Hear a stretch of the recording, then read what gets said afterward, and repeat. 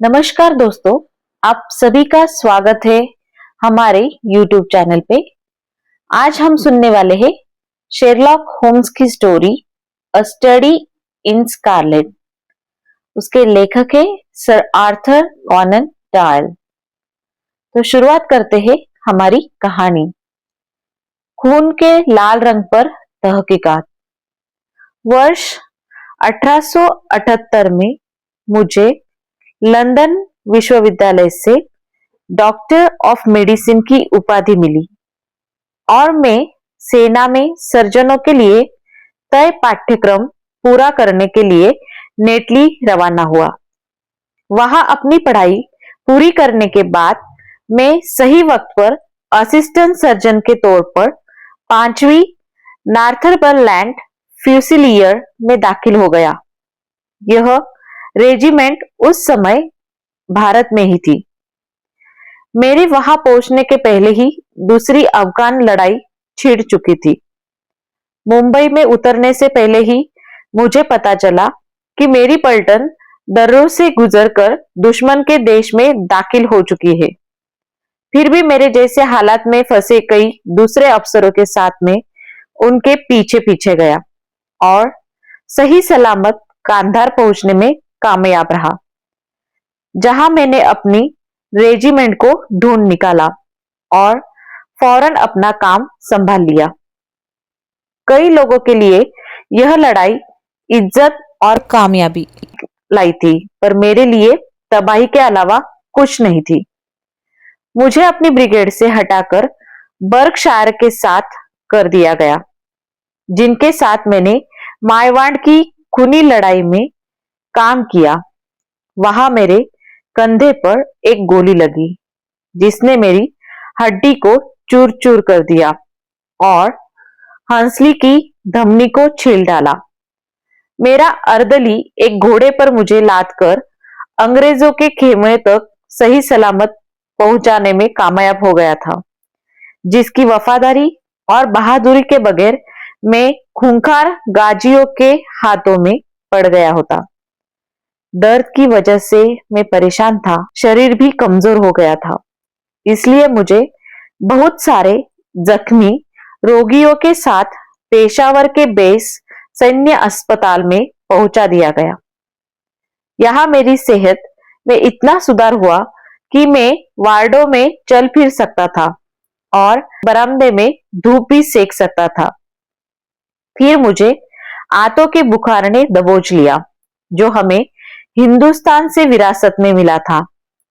महीनों तक मेरी जिंदगी में मायूसी छाई रही और आखिर में जब मैंने होश संभाला और मेरी तबीयत सुधरने लगी, तब तक मैं इतना कमजोर और पतला हो चुका था कि मेडिकल बोर्ड ने फैसला किया कि मुझे वापस इंग्लैंड भेजने में एक दिन की भी देरी न की जाए।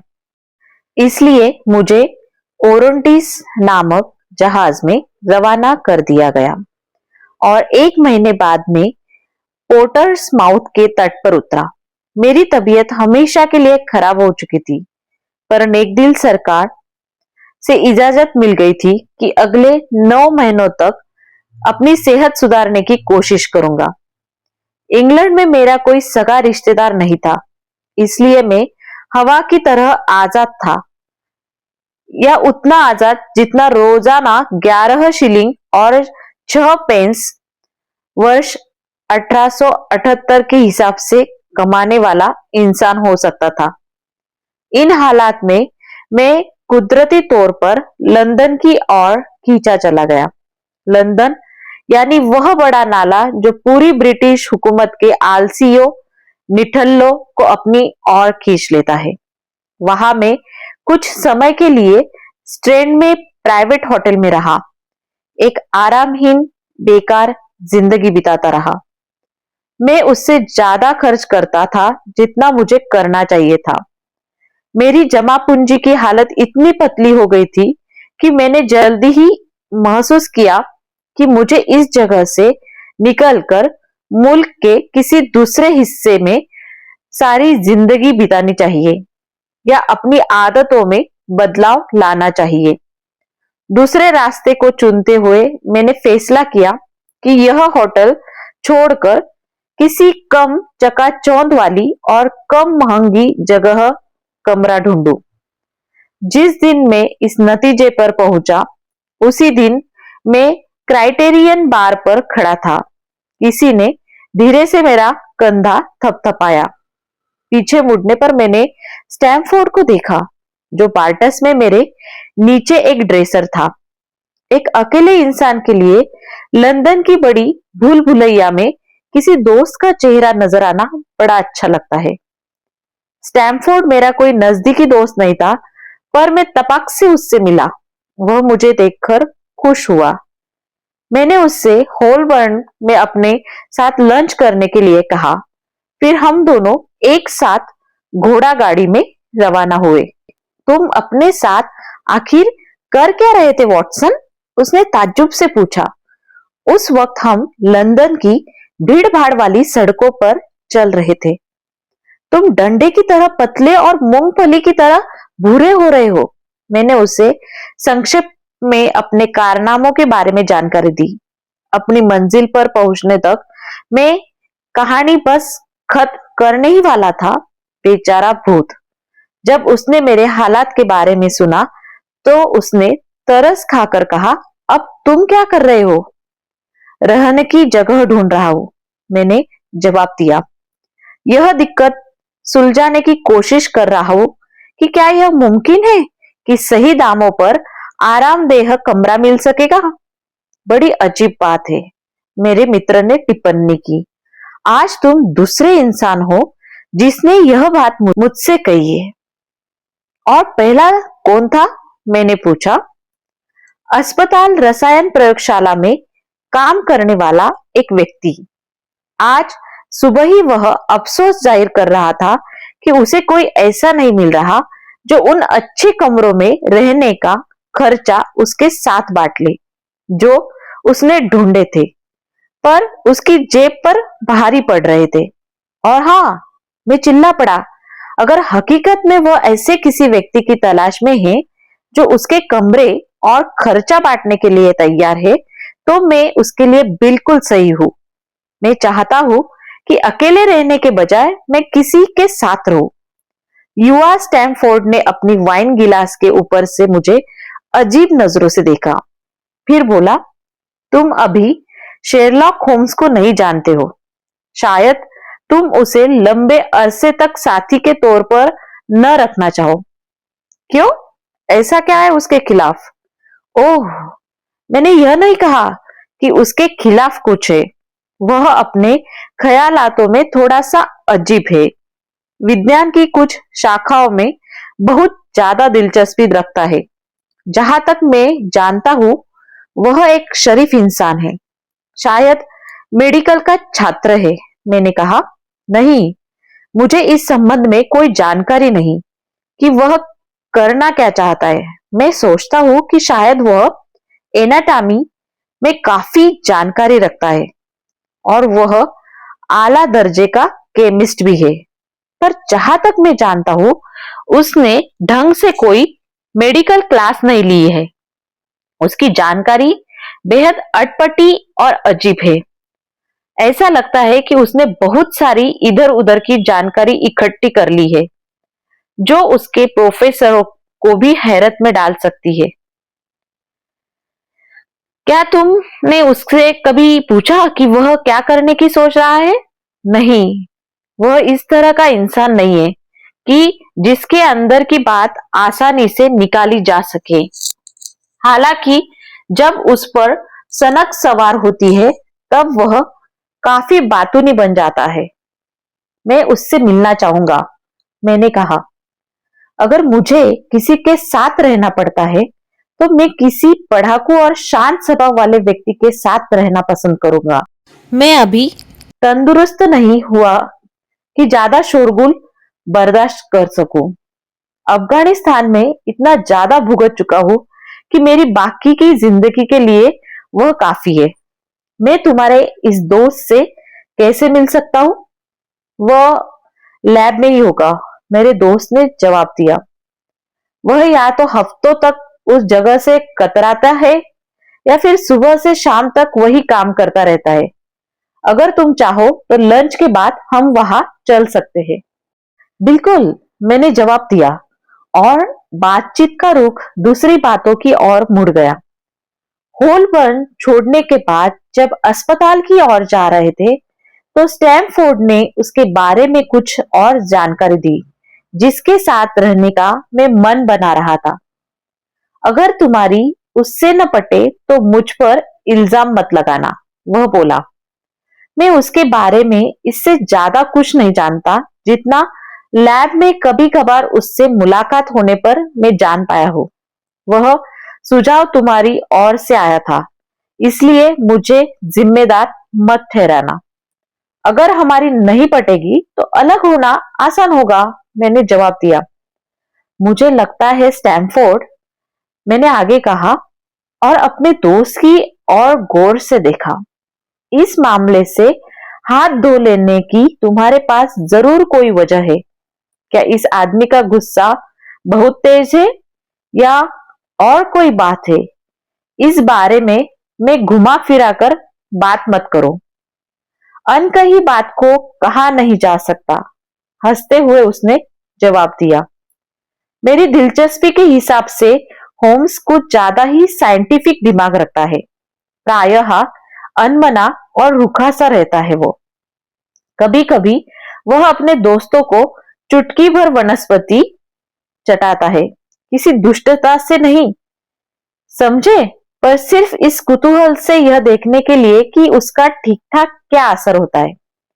उसकी सिफारिश करते हुए मैं सोचता हूं कि उसी उतावलेपन से वह उसको खुद भी चख लेता होगा। ऐसा लगता है उसे ठीक ठीक जानकारी हासिल करने का जुनून है। यह ठीक भी है, हाँ, पर कभी कभी कुछ जाती भी हो जाती है। जब चीर फाड़ के कमरे में वह लाशों को डंडे से मारता है तो यह पागलपन ही मालूम पड़ता है। लाशों को मारता है? हाँ, यह साबित करने के लिए कि मौत के बाद किस हद तक जख्म पहुंचाए जा सकते हैं। मैंने अपनी आंखों से उसे ऐसा करते देखा है। और फिर भी तुम कहते हो कि वह मेडिकल का छात्र नहीं है? नहीं, यह तो वही जानता है कि उसकी स्टडी का क्या टॉपिक है, पर हम यहाँ आ पहुंचे हैं। जब तुम्हें उसके बारे में अपनी राय खुद बनानी होगी। जब वह बोल रहा था, हम एक संकरी गली में मुड़े और एक छोटे से साइड दरवाजे से गुजरे, जो एक बड़े अस्पताल के एक भाग में खुलता था। मेरे लिए यह इलाका जाना पहचाना था। बदरंग सी पत्थर की सीढ़ियां चढ़ते वक्त मुझे किसी गाइड की जरूरत नहीं थी। हम सफेदी की हुई दीवारों और धुंधले काले रंग के दरवाजों के बीच से गैलरी में अपने रास्ते चलते गए। गैलरी के दूसरे छोर के पास एक नीचा सा गुंबद के आकार का रास्ता निकला और हमें केमिकल लैब तक ले गया। वह एक बहुत आलीशान कमरा था, जो लाइन से लगी अनगिनत बोतलों से भरा हुआ था। चौड़ी निजी मेजें इधर उधर रखी थी। उन पर तरह तरह के बकयंत्र, टेस्ट ट्यूब और छोटे छोटे बुनसेन लैंप अपनी नीली लपलपाती लपटें उगल रहे थे। कमरे में सिर्फ एक ही छात्र था, जो दूर वाली मेज पर झुका अपने काम में तल्लीन था। हमारे कदमों की आवाज से उसने चारों ओर देखा और खुशी से खड़ा हो गया और चिल्लाया, मैंने ढूंढ लिया, मैंने ढूंढ लिया। वह मेरे दोस्त को देखकर जोर से बोला। उसके हाथ में टेस्ट ट्यूब था, जिसे लेकर वह हमारी ओर दौड़ता आ रहा था। मैंने एक ऐसा रिएजेंट ढूंढ लिया है जो हीमोग्लोबिन से ही मजबूत हो सकता है, किसी और से नहीं। यदि उसने सोने की खान ढूंढ ली होती, तब भी उसके चेहरे पर इससे ज्यादा खुशी नहीं चमक सकती थी।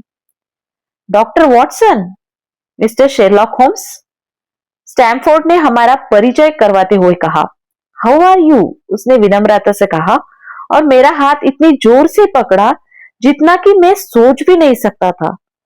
मुझे लगता है कि आप अफगानिस्तान होकर आए हैं। अरे, आपको यह कैसे मालूम पड़ा? मैंने हैरानी से पूछा। कोई बात नहीं, उसने हल्के से हंसते हुए कहा। अब सवाल हीमोग्लोबिन का है। मेरी इस खोज की आपको बेशक अहमियत मालूम तो होगी।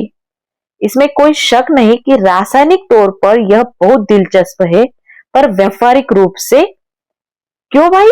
यह तो वर्षों पुरानी चिकित्सा कानून संबंधी सार्वत्रिक व्यवहारिक खोज है। क्या तुम नहीं देख पा रहे हो कि खून के धब्बों का यह शर्तिया टेस्ट है? इधर आओ।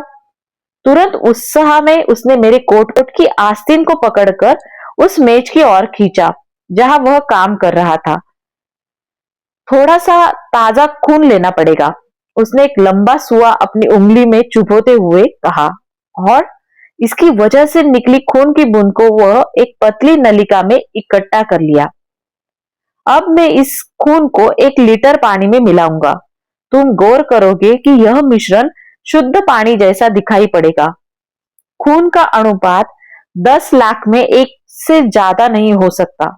फिर भी मुझे कोई शक नहीं है कि हम इससे होने वाला रिएक्शन पा लेंगे।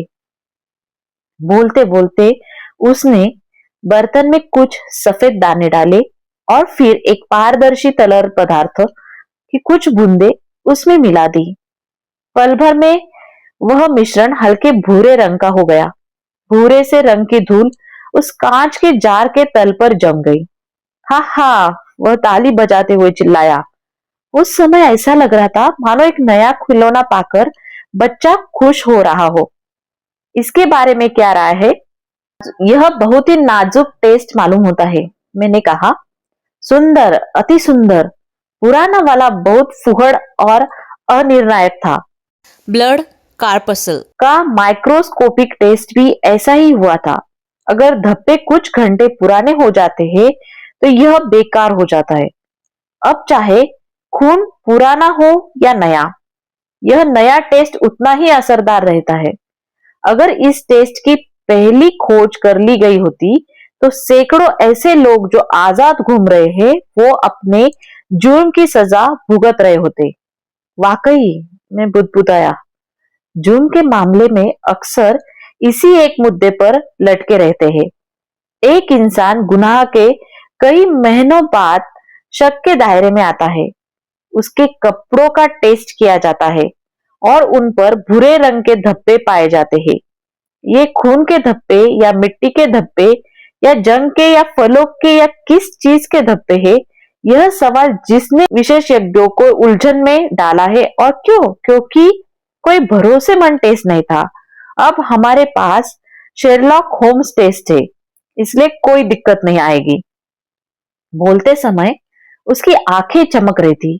उसने अपने दिल पर हाथ रखा और किसी काल्पनिक भीड़ की तालियों की गड़गड़ाहट को झुककर सलाम किया। तुम बधाई के हकदार हो, उसकी खुशी पर आश्चर्य व्यक्त करते हुए मैंने कहा।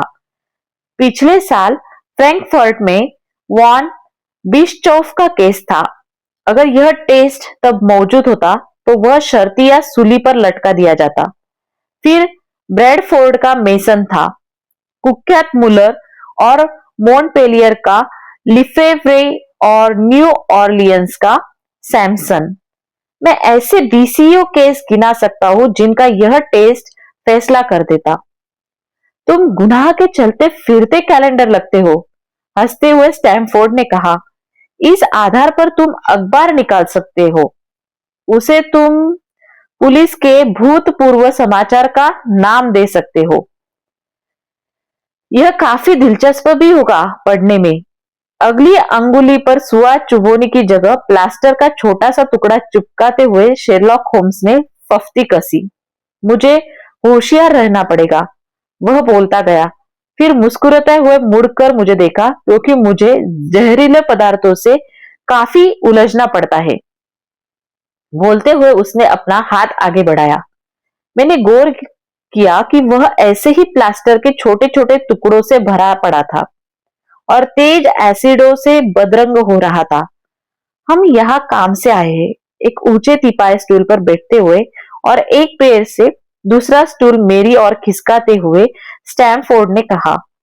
यह मेरा दोस्त रहने की जगह चाह रहा है, और क्योंकि तुम शिकायत कर रहे थे कि तुमको आधा किराया बांटने वाला कोई नहीं मिल रहा, तो मैंने सोचा कि अच्छा होगा कि तुम दोनों को मिला दूं। मेरे साथ कमरा बांटने के ख्याल से शेरलॉक होम्स खुश दिखाई पड़ा। मेरी नजर बेकर स्ट्रीट के स्यूट पर है, उसने कहा, जो हमारे लिए पूरी तरह ठीक है। मैं उम्मीद करता हूं कि तुमको तेज तंबाकू की महक से ऐतराज नहीं है। मैं तो खुद ही सिगरेट सुलगाता हूँ।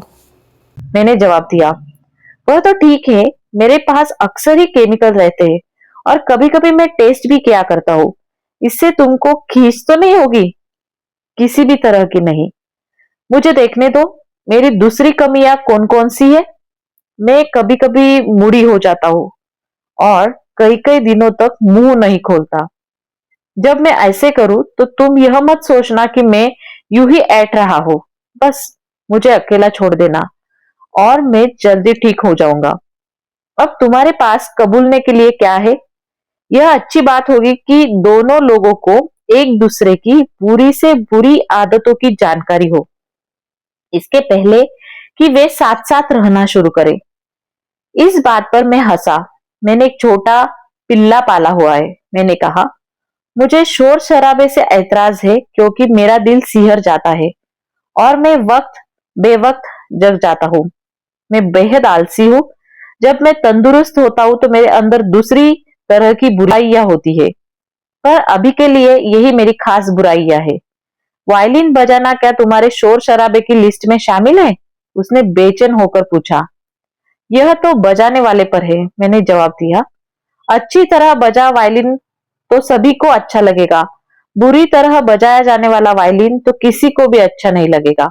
ओह, वह सब ठीक है, खुशी से हंसते हुए उसने कहा। मैं सोचता हूँ कि हम यह मामला निपटा हुआ समझे। यदि कमरे तुमको पसंद आ जाते हैं तो हम कमरों को कब देखेंगे? कल दोपहर यहाँ पर मुझसे मिलने आ जाना और हम एक साथ जाकर मामला पक्का कर लेंगे, उसने जवाब दिया। ठीक है, कल दोपहर ठीक 12 बजे, उससे हाथ मिलाते हुए मैंने कहा। हमने उसे अपने केमिकलों के बीच काम करते हुए छोड़ा और हम साथ साथ अपने होटल की ओर बढ़े। वैसे मैंने रुककर स्टैमफोर्ड की ओर मुड़कर अचानक पूछा, उसे यह कैसे मालूम पड़ा कि मैं अफगानिस्तान से आया हूं? मेरा दोस्त रहस्यमय तरीके से मुस्कुराया। यह उसकी एक छोटी सी खासियत है।